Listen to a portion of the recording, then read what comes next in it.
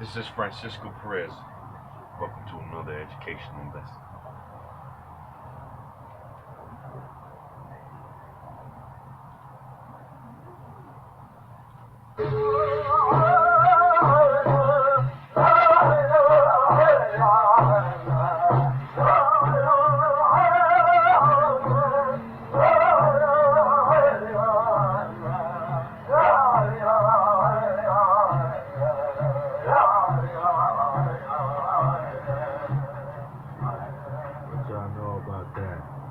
Indigenous out there, baby. Alright, we're gonna kick it for y'all right now. They always screaming ancient aliens did it. Man, they took away your...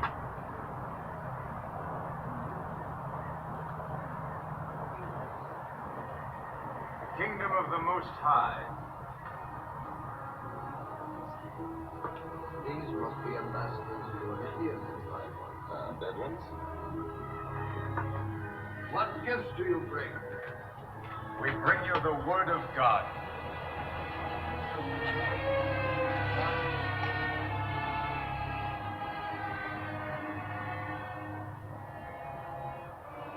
What is this word? Thus saith the Lord God of Israel, let my people go. Go. Slaves are mine. The lives are mine. All that they own is mine. I do not know your God, nor will I let Israel go. Who are you to make their lives bitter in hard bondage? Man shall be ruled by law, not by the will of other men. Who is this God that I should let your people go? Aaron, cast down my staff before Pharaoh, that he may see the power of God. In this you shall know that the Lord is God.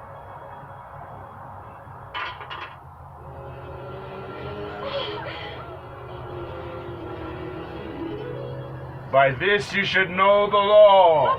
Run! He turned his staff into a cobra. Nothing of his will harm you, my son.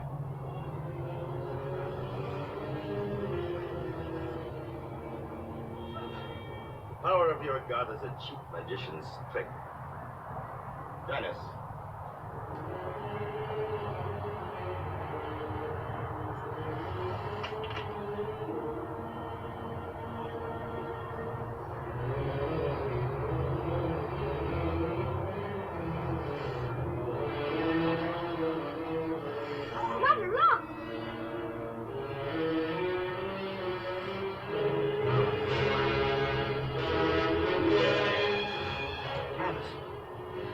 See? Oh, this serpent swallows up the others.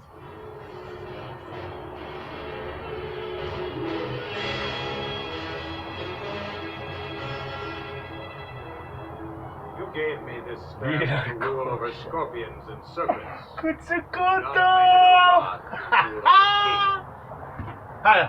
Hear his word, Ramses, and obey. Obey? Moses. Are there no magicians in Egypt that you have come back to make serpents out of sticks? Or cause rabbits to appear?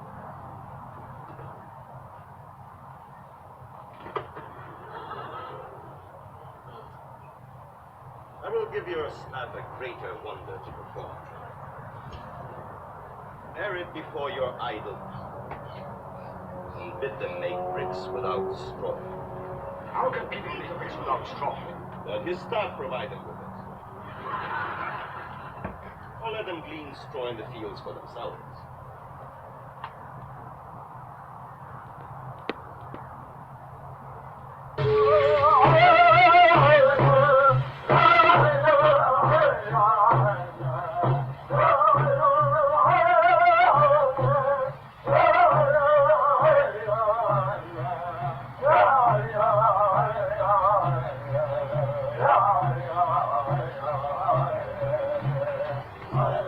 What y'all know about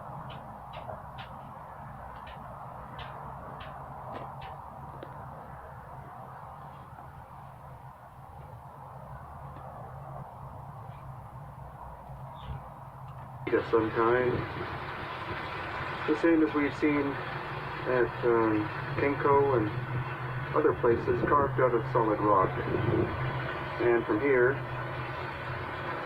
looking down on the Sacred Valley area, and looking up, we see my favorite sculpture in the entire world, Senor Tunupa, also called Dirko-chan.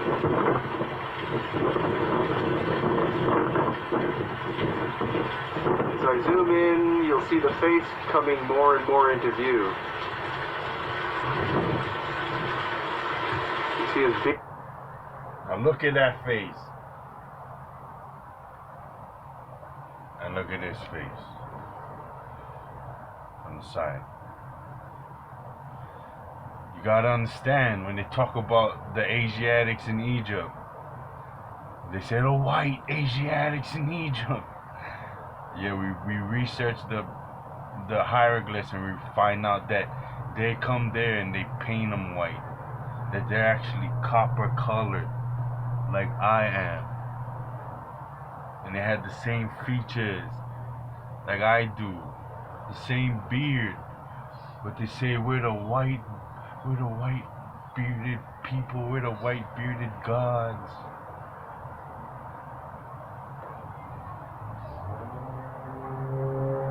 And they exclude you. You're nothing but a savage. And they take your culture and they pervert it into where you don't want it and nobody wants to mess with it anymore. Beard, mouth, and this is what they give you.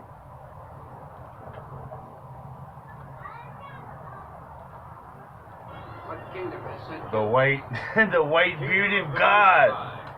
But we all know that the people were of springy to woolly hair with full beards and copper colored skin.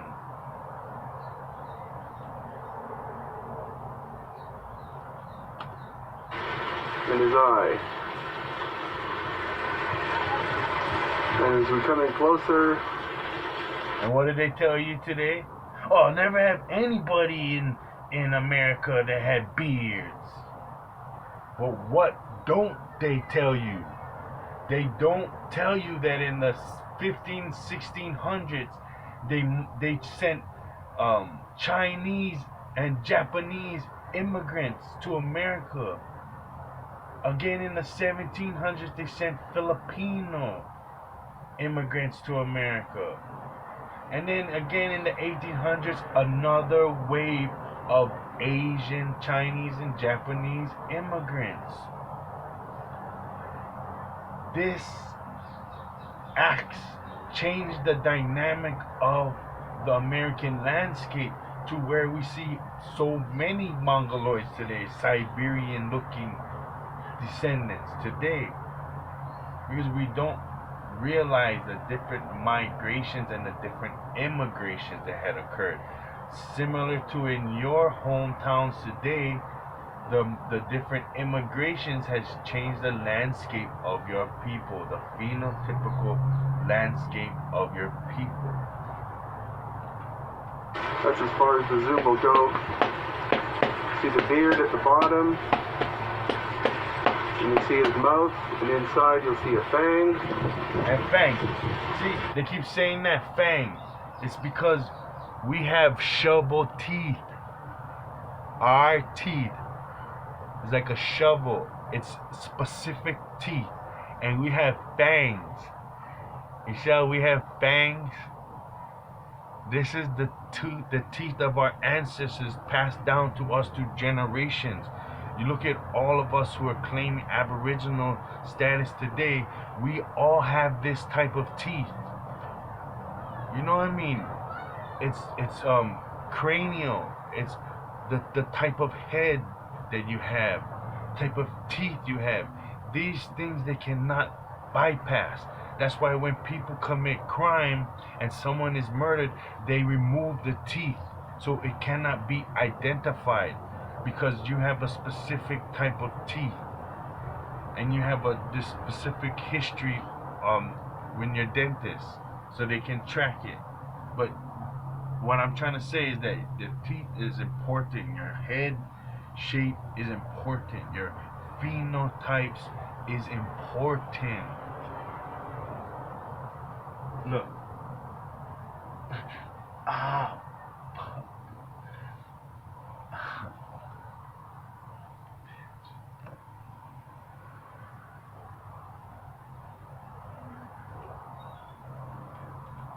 And up, you can see his eye, and the pupil in the eye, and then on top of his head is a temple of some kind. My destination is here. So, this is Oleum Tombor. I'm sorry if I'm screwing the name up, but I will get to the name. Alright, believe that what we see here is a 500-foot tall stone human face in Peru, which is of Viracocha, who they call the white bearded god.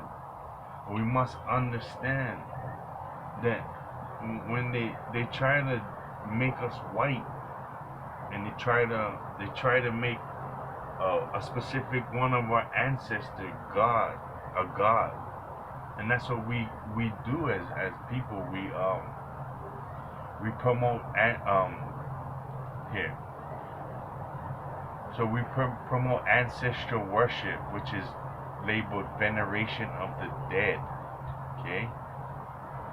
So ancestor reverence is not the same as worship of a deity or deities. In some Afro-diasporic cultures, ancestors are seen. Hold on, let me fix you up. Are seen as being able to intercede on behalf of the living, often as messengers between humans and the gods, as spirits who are once human themselves. They are seen as being better able to understand human needs than would a divine being. In other cultures, the purpose of ancestor veneration is not to ask for favors, but to do one's filial duty. Some cultures believe that their ancestors actually need to be provided by their descendants.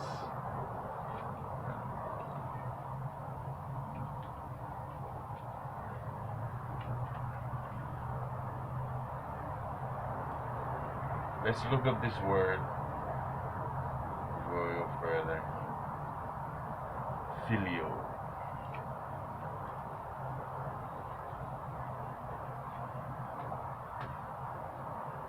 Filial, 14th century, from late Latin filialis, of a son or daughter, from Latin filius, son, filia, daughter, possibly from the suffix from pi root fu, to be, exist, grow. So basically it means to be, exist, grow. So it says the purpose of ancestor veneration is not to ask for favors, but to do one's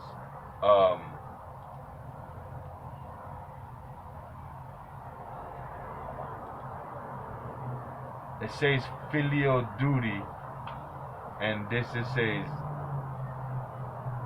it's existing duty. So duty that's there, you have to complete. It's something that you have to do. It exists, I guess. Some cultures believe that their ancestors actually need to be provided by their descendants, and their practices including offering of food and other provisions. Others do not believe that their ancestors actually need to be provided for by their descendants, and their practices include offerings of food and other provisions. Others do not believe that the ancestors are even aware of what their descendants do for them, but that the expression of filial piety is what is important.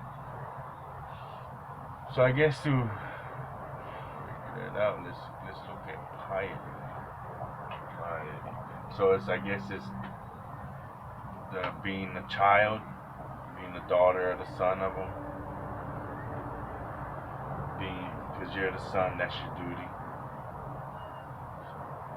Would be like, your piety is mercy, tenderness,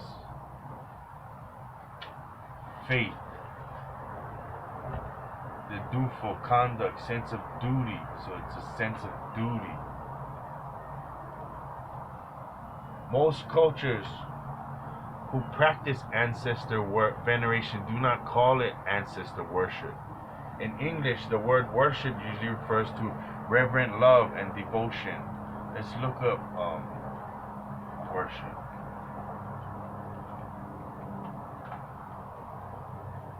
Worship, Old English,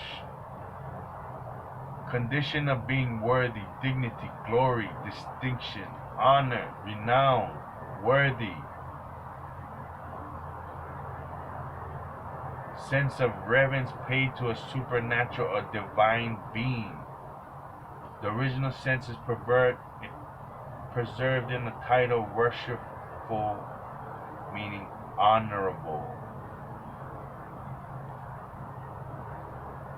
So, honorable, according a deity of or God. However, in other cultures, this act of worship does not confer any belief that the departed ancestors have become some kind of deity. Rather, the act is a way to respect, honor, and look.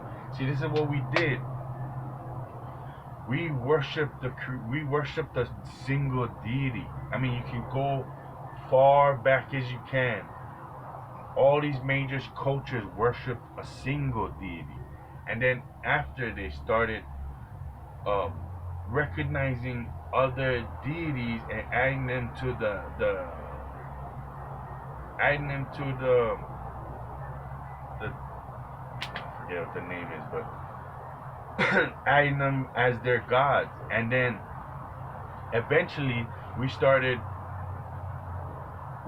respecting and honoring our fallen ancestors, our ancestors who have more recently died, and we end up respecting and honoring them, and eventually we started worshiping them, whether it was once they died or whether it was many generations later. We looked back at the lore of his life and we said, wow, this is a man that we should respect. This is a god. We should worship him as a god. You know what I mean? Where we calling ourselves gods. So how far-fetched is this, huh? So that's what happened. Let's get back to it.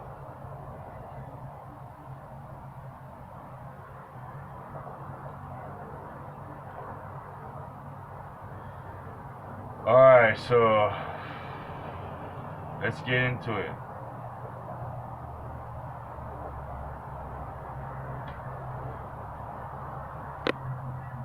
Alright, so if you look in the Bible, in Genesis 2:7, it goes, and the Lord God formed man of the dust of the ground. What color is the dust of the ground? Is the dust black? Or is the dust white? Neither. The dust is brown. Okay? And breathed into his nostrils the breath of life, and man became a living soul. So this is what man looked like.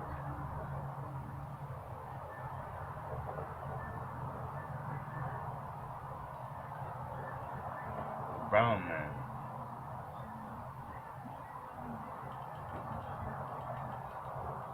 It was called black. All different names.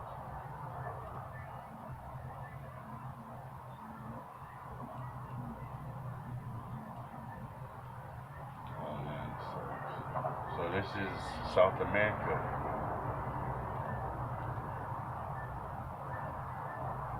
This is a Paleo-American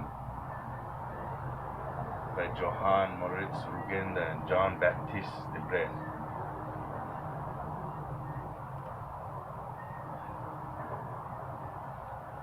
This is the emblem of America. Now, these are all pre-Columbian people. And we all seen the face. Full bearded face. Yeah, we've all been taught our whole life there was no full bearded people.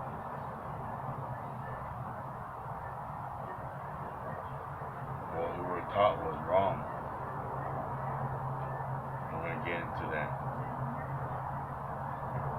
Okay? So where are we at now? Okay. We're here. The emblem of America. This is the king of the Aztecs. Montezuma is actually Muteczuma. Okay? These are the Inca. It's the different Inca in South America. Okay? You see the clothing? The clothing is exactly the clothing of the people in the Bible. Let me show you something.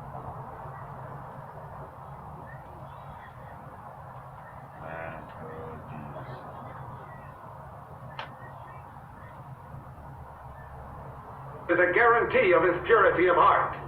Simon, you've spoken like a man who is wise and free of self-interest, qualities all must seek in our new leader. If we continue to bandy words, we will never come to any conclusion. You see? I vote for Jonathan. Jonathan. But hurry. Look. Stay away from me, son. Judas, come! Borders, tassels, ponchos.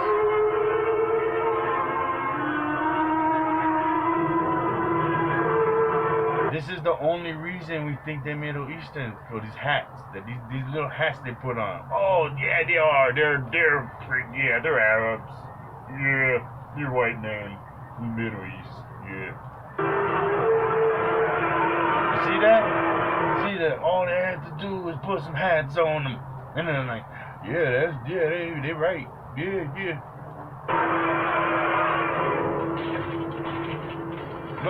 Look at this hat. Don't you see Indigenous American pictures with those hats on?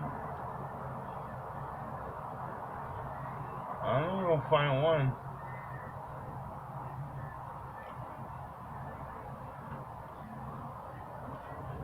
Right there. Boom.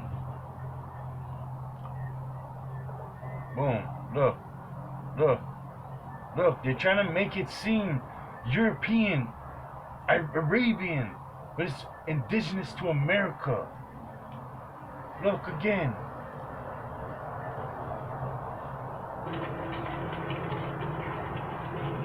Look again. Look with your eyes, not with your minds. Oh, I was taught that, and I was taught this.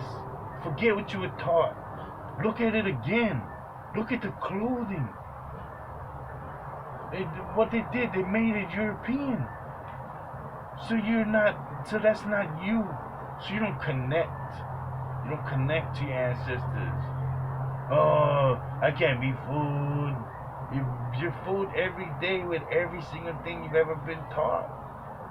Can't be fooled.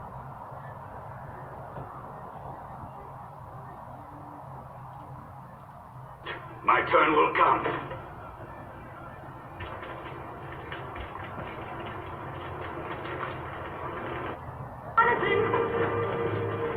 Jonathan! Me? Aren't you coming along with We'll see each other in Jericho. I love you. Not a soul. I see. Alright, so let's get back to it. Look.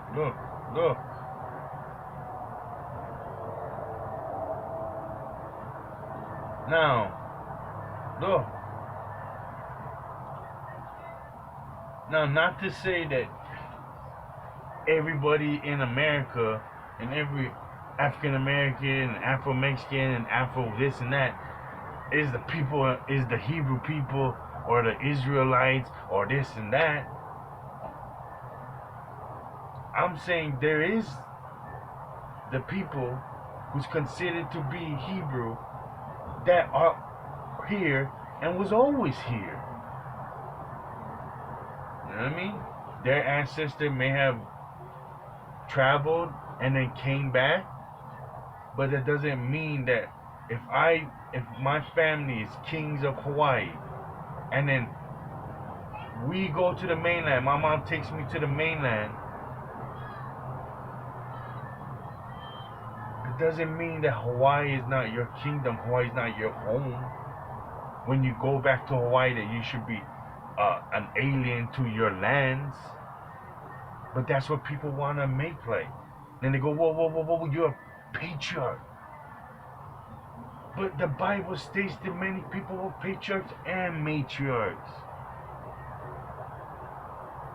And we don't know what had happened to our social structures. I can tell you for sure mines were tampered with.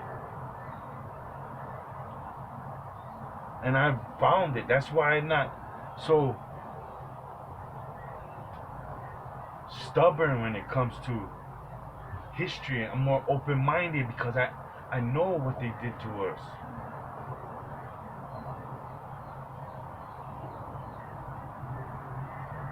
When we say things in the Bible, it's not to be male chauvinist pigs or whatever.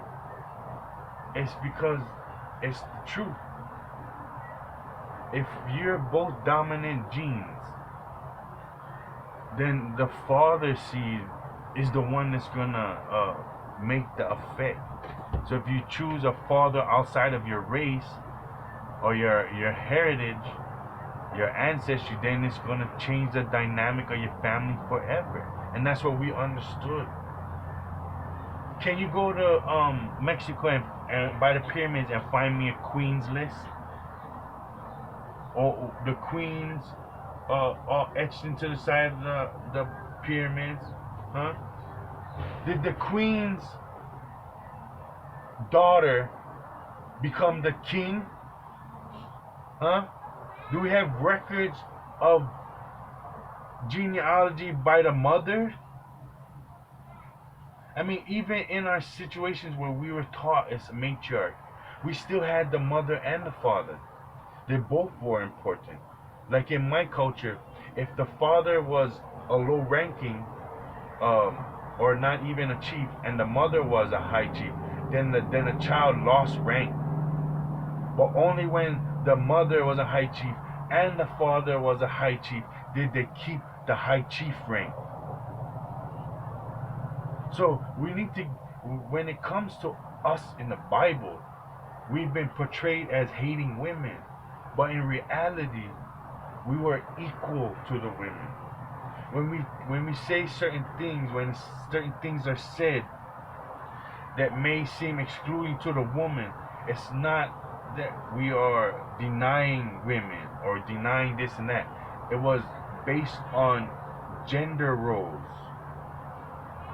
where testosterone plays a part and the different characteristics of your gender plays a part. And we would use this to benefit the family structure. See, the thing is, Europeans try to invent this into a man-dominating thing where they issue laws to promote themselves. But when they do it, they go against the grain. It's not a free-flowing river. With our ancestors, we made sure the river flowed free. That's what our relationships were. That's what the connection was to our women. It flowed free. We were equal. I am protecting you, and you're strengthening me, so that I can be that wall of fortitude for you. So I can, in return, build you up. And with you at your height, at the highest you can be, I will shine. Our kingdoms will shine. Because behind every great man, there's a greater woman. Alright? So let's get it. What's next?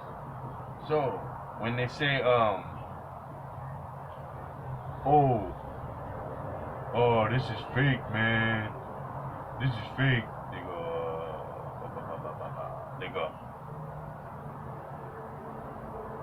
look, I ain't even got it. Oh man. Right there. So they go, oh look.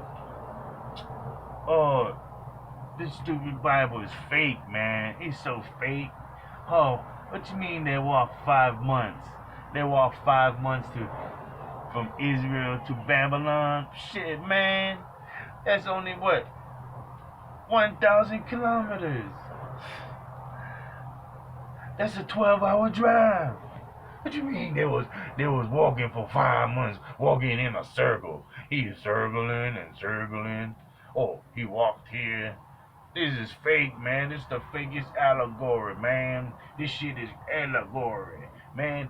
It's a 33 plus a 66 with a 44. But that's because we don't look at the information. We destroy the information. Oof with his head. Look here. Look here. Okay? For upon the first day of the first month began he to go up from Babylon. And on the first day of the 5th month came he to Jerusalem, according to the good hand of his God upon him.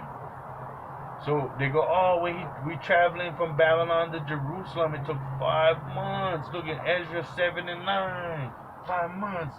How they gonna walk from the Middle East to Jerusalem to the Middle East in 5 months? Come on, man, come on. Y'all crazy, man. Y'all crazy. But what if Jerusalem was in Peru? If it was in Peru and they were traveling by canoe, double hull canoe, sailing canoe would take, if they were going 3.7 knots, it would take 5 months and 5 days to get there, to get to Iraq.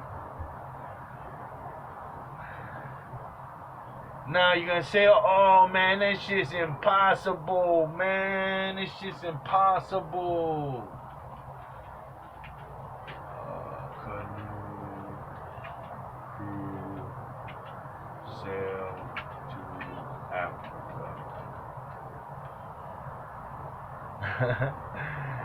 This is a Hawaiian crew that just went. Let's hear it for getting more. That just went sail around the world. Sail to all the places in the world and sail back. So what happened was when they came back, they had a little interview, and they was talking about Africa, sailing to Africa, and that was like one of the last strips of their journey. And everybody was saying, no, please don't. It's so dangerous. This is the worst time of the year. The weather is so horrible in there. You can die. This is the canoes. You can die. This is dangerous. You guys don't have nothing to prove. You guys already proved it. You guys went all over the world. And he was like, no, we must do this. We are Hawaiians. And then they left. These crazy guys fought 20-some 30-foot swells in this double-hauled canoe and made it to Africa with only the stars to guide them from Hawaii to Africa. So don't tell me that we couldn't do it back in the days when we were better navigators, when we had better ships, bigger ships. Come on, bruh. arrived in Washington, D.C. It's a replica of a traditional double-hulled Hawaiian voyaging canoe. Hold right there, hold. The crew's navigating it around the world without modern instruments. No GPS, no compass. What in nature do you look at? Heavens, atmosphere, oceans. Nainoa Thompson is leading the tour. He uses Polynesian wayfinding, an ancient skill of memorizing the position of hundreds of stars to find their way. So this is a revival as well as a reconnection. Revival, reconnection, some say renaissance. The canoe will stop at more than 100 ports, and its crew spreads the word about living sustainably and caring for the ocean at every stop. If we don't do a better job of stewarding the world's ocean, in 100 years from now, you ain't gonna be able to take in as much oxygen. If I cannot breathe, I cannot survive. They've already sailed more than 26,000 miles in 3 years and still have a year to go. The crew rotates monthly. Miles in 3 years and still have a year. 26,000 miles in 3 years and still have a year to go. This is what we doing in Hawaii. We trying to connect back to our ancestors, to the earth. Caretaking, we still have that pumping through our bloods. We still feel that. We still hurt. We the Indians. We still Indians. Indios. God's people. To go, the crew rotates monthly. So every crew member is expected to be able to do everything on board. Noelani Kamalu is a math and science teacher when she's not sailing. She and her sister Lahua have made much of the journey since it started, and they'll help sail the Hokulea home to Hawaii next June. Craig Boswell, CBS News, Washington. So to tell me that it can't be done, it can be done in 5 months. They went through the whole world. They just showed you. Look, boom, bada bing, bada boom, a dang. So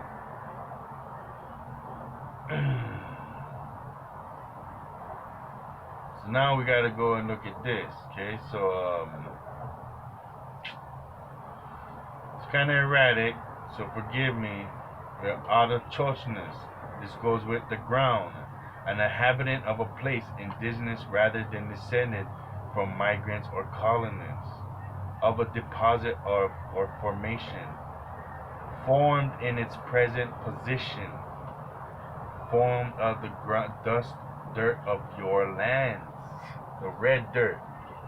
That's why when they came here in the definition, 1828, Webster's American definition. Okay, there it goes. Haha.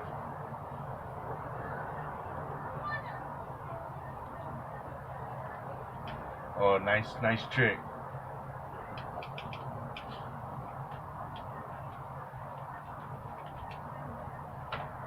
Trying to sell me that. Oh man, they too much.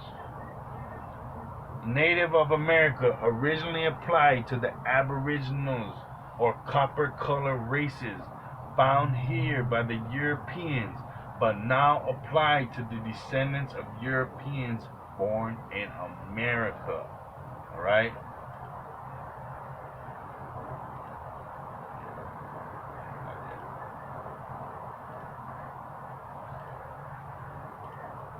So when we look at that guy on the side of the mountain and you look him up, this is what comes up. Viracosha Orientambo carved in the mountain, Yahuwah images. The bearded leader, the priest, who only worried about the laws. He was a god. He was white. Asiatics in Egypt. Look. The white Asiatics. Look. White, but this is the color. Brown. And they just transform all these pictures. Look. this is what the Asiatics look dark copper colored, brown, and they go, no, those are some evil white men, the evilest of the whites, man. See watch. Oh, they were a mix of Western Asia. Oh, there was a light-skinned Asiatic crazy people, and they came in and they were crazy. That's what you'll hear, bro.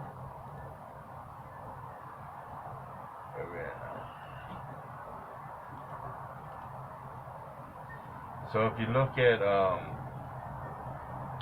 in the Bible, it goes 2 Samuel 5:24, and let it be, when thou hearest the sound of going in the tops of the mulberry trees, that then thou shalt bestir thyself. Psalms 84, passing through the valleys of Baca, make it a well, the rain also filleth the pools. 2 Samuel 5:23. And when David inquired of the Lord, he said, thou shalt not go up, but fetch a compass behind them, and come up upon them over against the mulberry trees. If you look at mulberry trees, there are two specific native to North America, the red mulberry and the Texas mulberry. The red mulberry is a handsome tree found throughout most of the eastern United States, west to South Dakota, Nebraska, Kansas, and Texas, and is native to a total of 33 states. Okay? Native plants. Beyond the bird feeder gardening for birds and other wildlife round and around the mulberry tree. Bring both berries and birds to your garden with a native mulberry tree. There are two species native to North America. Okay? It goes, so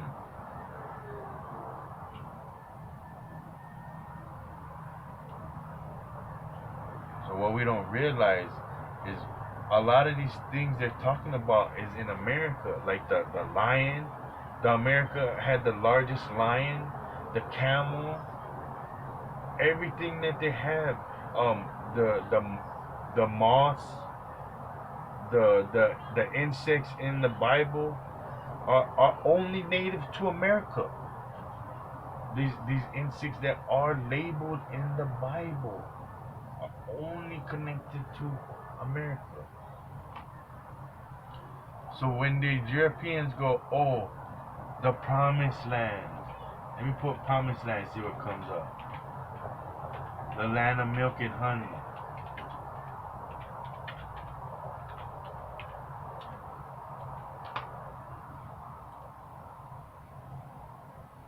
Look.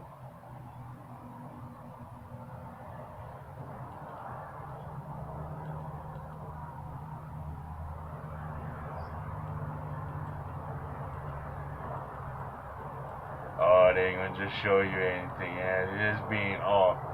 Okay. But you know they say it all the time. You from here. Oh, this is the promised land, the land of milk and honey. They don't realize what they're seeing. The show must go on. So if you look here, it goes, this is evidence of Inky being the creator.